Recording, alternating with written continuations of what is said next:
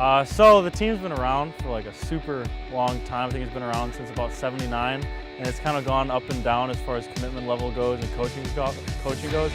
So when I got here my freshman year, and when my co-captain was here my sophomore year, we probably had 6 people consistently at practice. My freshman year, we had about 6 guys coming every practice. That was 2 times a week. When I saw this team, it was kind of discouraging at the beginning to see how few people there were. But at the same time, you could see like in the few people who did show up, how many people absolutely loved it. And so it was just like, I wanted to be a part of growing the team and like making it better. This year we were up to around 20 or 24 guys coming 3 times a week. We've had practices up to 20 people. Our first tryout this year had like 50. So the team's really grown. It's nice to see that the interest is spreading around campus more. Because most people, when they come to Ferris or they come to any other college, most people have never played ultimate frisbee before. They've played basketball and football, and it's cool seeing like you can transfer those skills over and just learn how to throw and just learn how to play a completely new sport. Like an experience like you can't get with much anything else.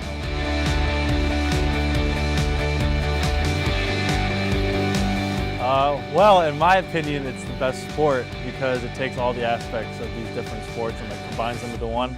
So you're not limited to one role like you might put in football. You're not just a wide receiver, you're not just a running back, you're not just a quarterback. You don't just play offense, you don't just play defense. You have to be able to throw, catch, run, play defense, jump, be quick. You have to be able to do everything that you'd be able to do in soccer, basketball, football. Like it's a crazy sport. For me, it's all about the disc. I really love math and science, so the physics behind the flight of a disc I think is just amazing. And unlike football, it doesn't just fly straight. I've gone in games, used 5 different kinds of throws, curving it all over the field, and it's really cool to see how you can play this sport over and over again, but you're never going to see 2 games anywhere close to alike, just because it's the nature of the sport. It's just different every single day.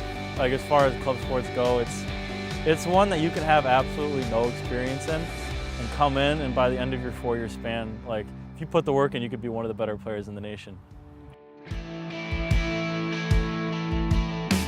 It's especially popping up in a lot of high schools actually, and it's really good to see that getting started.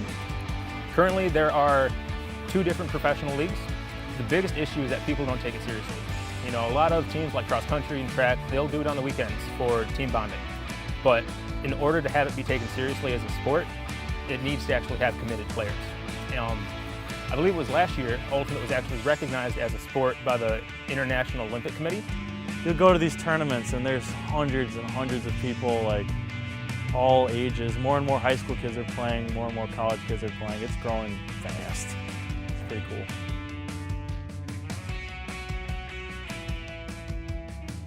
The Huck of the Irish, that was the 2-day tournament hosted down in Notre Dame.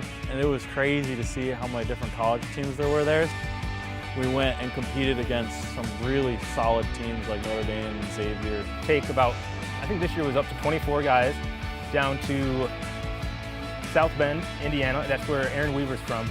So the entire team actually stays at his house, and a little hectic, especially getting down there. I think I had 4 guys trying to do my Fiesta going down there, so that was a little interesting, but it's always a good time making that memory with the team and just spending a weekend with the guys. It's fun.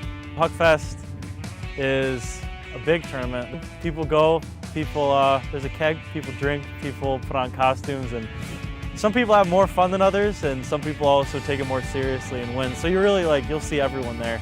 You'll see, we played a team of 50 and 60-year-olds this year, beat them. It's an interesting dynamic because there's actually a lot of alumni schools that'll play. We played the Hope alumni team. I believe it was the Calvin alumni that we also played. So that tournament's an interesting opportunity to meet some of the old-time players.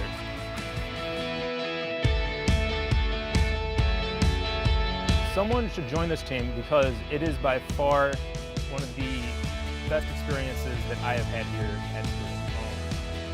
Just the nature of the sport, it's self-officiated, so people can call spirit fouls, and you go to tournaments, and it's amazing to see such a relaxed group of people come together and actually work hard to accomplish something. The guys on the team are probably some of the nicest guys that I'll ever meet, especially some of the nicest guys on campus. And just being able to get away from classes, get away from the dorms, and anything on campus, just come out and run around 3 times a week. I think it's a really good stress reliever. And another thing that's nice about Ultimate is the cost. We are the cheapest club sport. Our dues have been $10 for the entire year for the past 3 years since I've become president.